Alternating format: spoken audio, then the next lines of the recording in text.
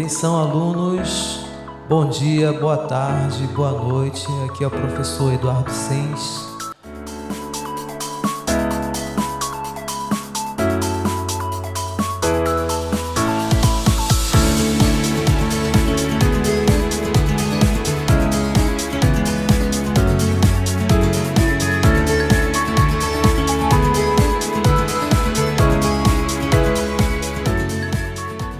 Pessoal, neste trabalho aqui, eu vou falar sobre a obra Abaporu, da Tarsila do Amaral, tá certo? Que tem a ver com a continuação daquele assunto, a Semana de Arte Moderna, tá bom? Então, agora eu vou falar especificamente dessa obra, contar um pouco da história desta obra, para vocês entenderem, e depois vocês vão responder as perguntas, tá? De acordo com o que eu estou falando, com o que eu estou explicando aqui no vídeo, tá certo? Então vamos lá, pessoal. Preste atenção aí. Olha só, em janeiro de 1928, tá? A Tarsila, ela queria dar um presente de aniversário que é especial para o marido dela, que era o Oswald de Andrade. E o Oswald de Andrade, pessoal, ele foi um dos principais representantes no processo de implantação e definição da literatura modernista no Brasil.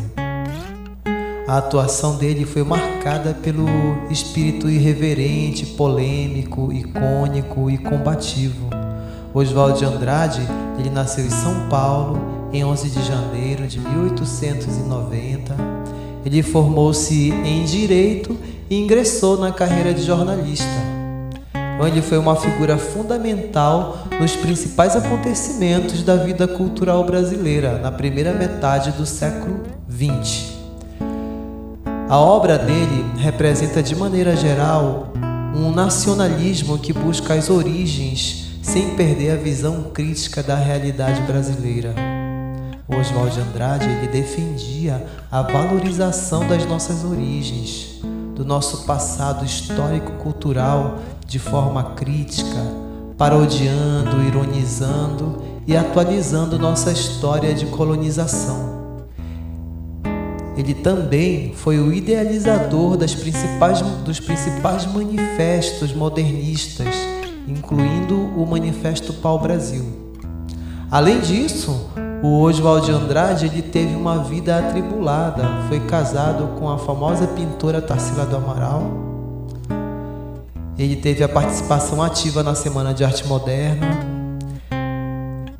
E as obras mais marcantes dele incluem o romance Os Condenados, a peça teatral O Rei da Vela e o Manifesto Antropofágico. Esse aí foi o Oswald de Andrade, pessoal. Então, ela pintou um quadro chamado Abaporu. Então, quando o Oswald de Andrade viu esse quadro, ele ficou impressionado. Ele disse que era o melhor quadro que ela já tinha feito. Aí ele chamou um amigo dele, que foi o escritor Raul Bopp, que também achou o quadro maravilhoso. O Raul Bopp, pessoal, ele foi um poeta, cronista, ele foi jornalista também, ele ainda foi diplomata brasileiro. Ele fez parte da primeira geração do modernismo. Ele é considerado um importante representante desse movimento na literatura brasileira. A obra dele mais conhecida é o poema narrativo Cobra Norato, que se tornou uma das melhores realizações do movimento antropofágico. Além disso, Raul Bopp, ele teve uma carreira diplomática e viveu em várias cidades ao redor do mundo. Suas outras obras incluem Urucungo, Poemas Negros, Poesias, Movimentos Modernistas no Brasil e Memórias de um Embaixador. Ele faleceu no Rio de Janeiro em 2 de junho de 1984. Esse aí foi o Raul Bopp. Eles acharam que parecia uma figura indígena, antropófaga. E Tarsila, ela lembrou do dicionário que o pai dela tinha. Era um dicionário tupi-guarani. Traduzia a linguagem tupi para o português, né? Então, ela batizou o quadro de Abaporu.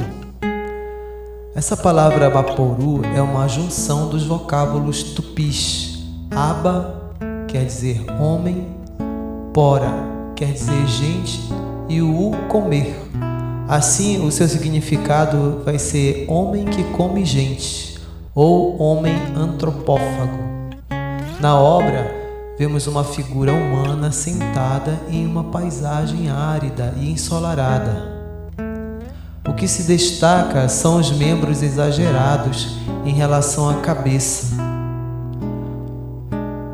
Um braço, uma perna, uma mão e principalmente um pé. Esse recurso é chamado de gigantismo. Ele enfatiza a importância dos pés e mãos no trabalho braçal do povo brasileiro.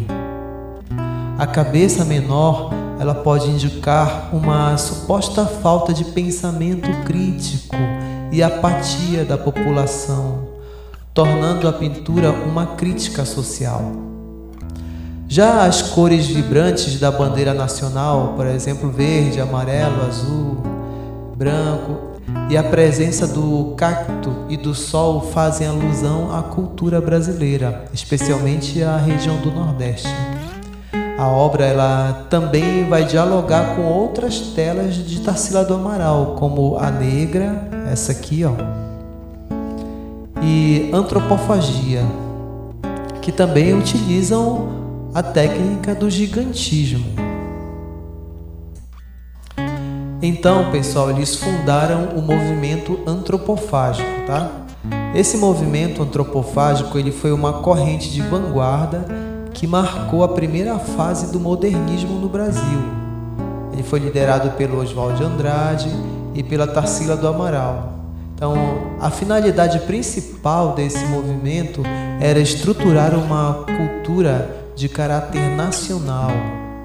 O movimento antropofágico ele foi uma busca pela essência cultural brasileira, mesclando a tradição e inovação de maneira provocativa e criativa. A figura do Abaporu, ela simbolizou o movimento que queria deglutir, ou seja, engolir a cultura europeia, que era a cultura vigente na época. Mas só que eles queriam transformar essa cultura em algo bem brasileiro. Ou seja, eles queriam se inspirar na cultura europeia, mas produzir uma cultura com características brasileiras. Então, outros quadros dessa fase antropofágica apareceram também. Tarsila do Amaral pintou outros quadros que têm as características dessa fase antropofágica. Esses quadros são os seguintes: Sol Poente, este aqui,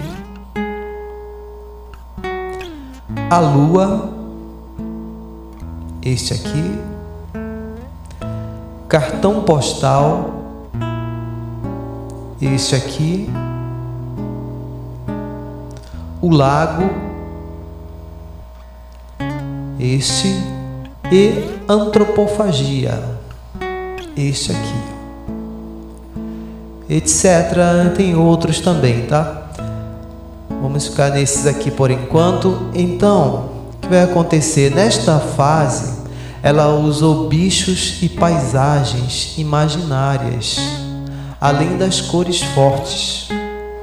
Então, a artista, ela contou que o Abaporu, ele era uma imagem do seu inconsciente. Olha só aí, a influência do surrealismo, vanguarda europeia. O surrealismo, ele trabalhava com imagens do inconsciente, dos sonhos, aquelas coisas que são impossíveis de acontecer na realidade. O Salvador Dalí, ele foi um dos principais pintores do surrealismo. Foi um movimento, uma corrente artística que apareceu lá na Europa.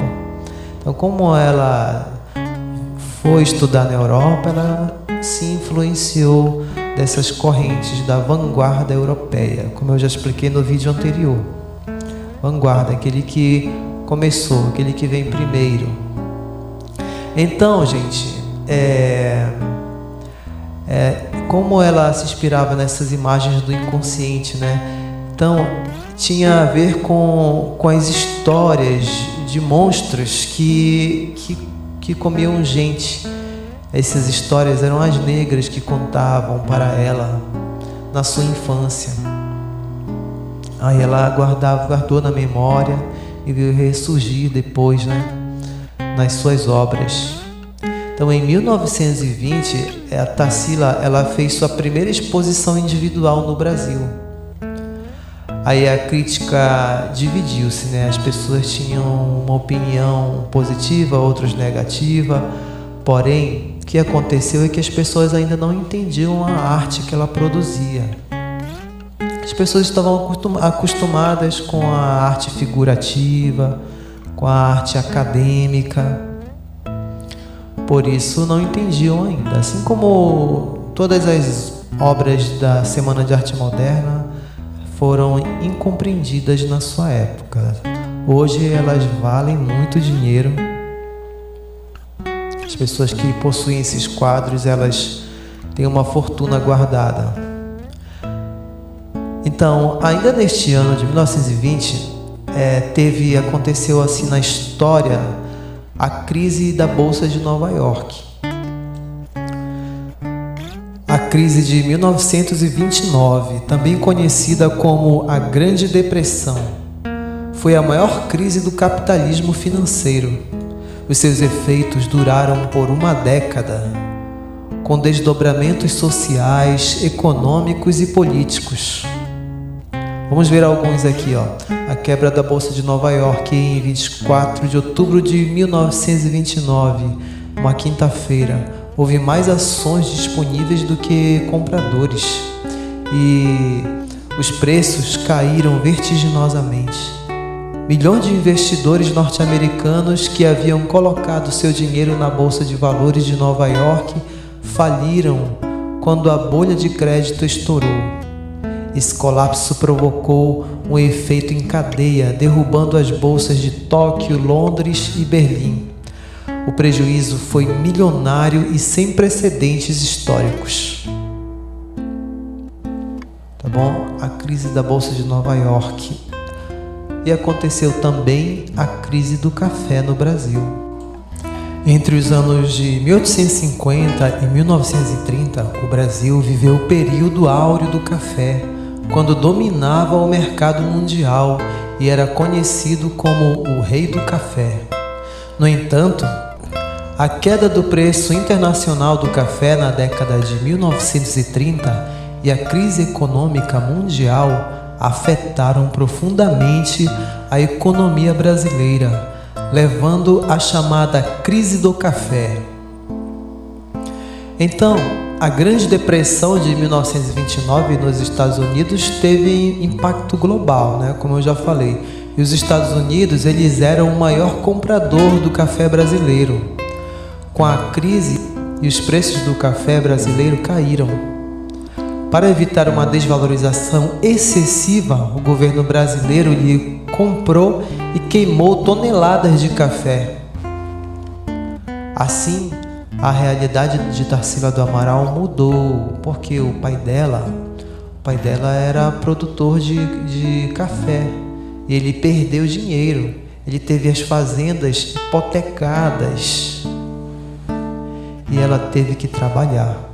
Aí ela separou-se do Oswald de Andrade. Entenderam? Então, existe toda uma história por trás dessa obra Abaporu, como vocês puderam observar aqui nesse relato, né?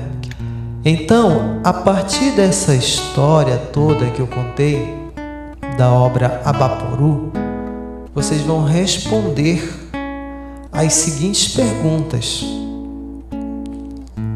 Então, são essas perguntas aí, vocês respondem no caderno de vocês, tá certo, gente? Muito obrigado, valeu e até a próxima.